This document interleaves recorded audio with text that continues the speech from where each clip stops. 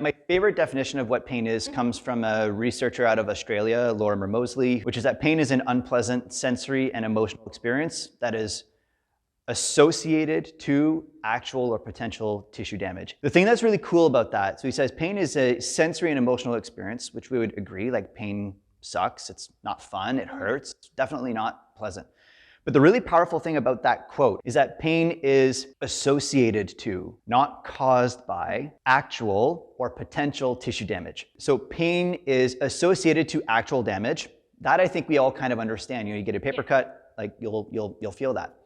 But pain is also associated to potential tissue damage, meaning there's cognitive, subconscious processes that are future-oriented, that aim to predict when we may damage ourselves, and pain is created to alter behavior, right? So that's kind of what he's talking about in that quote. Based on the time that I've kind of spent looking at this stuff, it seems like more often than not, other than when there's an acute injury that happens and we're completely taken by surprise, most of the pains that we experience aim to prevent future harm or further harm. Let's say you roll your ankle and let's say you sprain a ligament, let's say.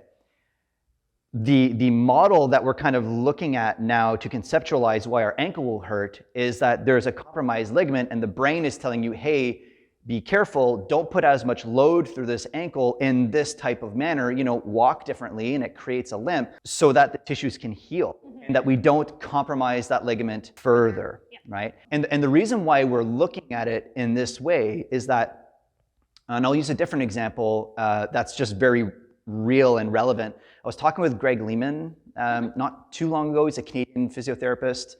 Also recognized on a fairly large scale for his understanding of pain and rehab. And he was using this example that, you know, if you break your shin or if you get like a fracture in your shin, it takes a long time for that to heal.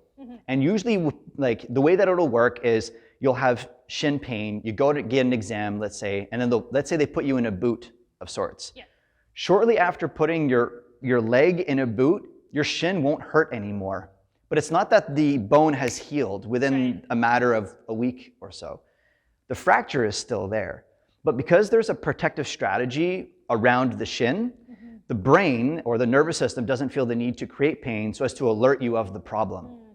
So you'll have no pain in your shin even though the bone is still, quote unquote, broken or compromised in, you know, to some degree, right? So that's just one of many, many, many examples where there's a very real orthopedic problem in the absence of pain.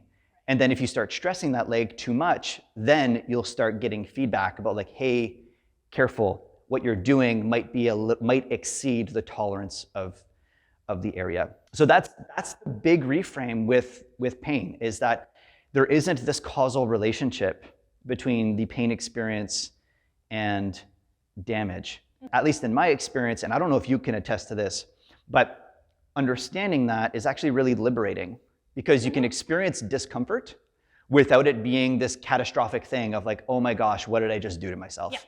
You know, and you can just be like, no problem, I'm going to just decrease the stressors, whether it be speed, complexity, load, total volume within the context of a week, even emotional load, like, you know, if you're going through a really hard time and your body feels terrible, like you can be like, all right, well, what's all this stuff that's going on in my life and how can I control those other non-physical loads?